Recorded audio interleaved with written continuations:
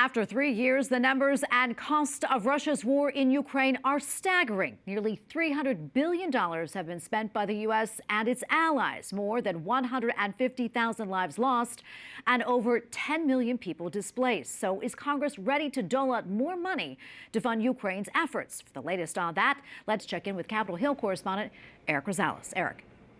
Well, good evening, Tracy. Since the start of the war, support has gradually tapered off up here on Capitol Hill, especially among Republicans. According to the State Department's own figures, the U.S. has spent more than $69 billion to provide military assistance, and Russia invaded Crimea in 2014.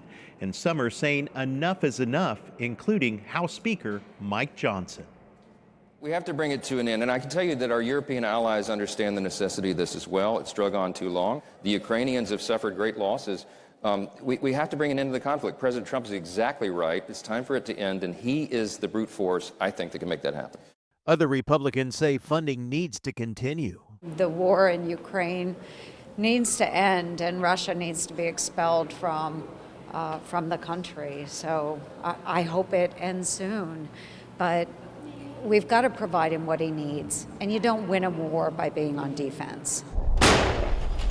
At this time, Russia controls nearly 20% of Ukrainian territory, while Ukrainian troops have only taken some 460 square miles of Russia. Missouri Senator Josh Hawley says the previous Biden administration told lawmakers that a battlefield victory by Russia or Ukraine was not going to happen, and a negotiated settlement was a must. They knew it.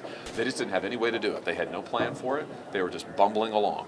President Trump, to his credit, realizes what has to happen here, and he's trying to bring the parties together to negotiate. And it needs to include the Europeans. Zelensky and Trump, they're taking the roles of good cop and bad cop, trying to really coerce Ukraine solely to making secessions, while not dealing with Russia itself.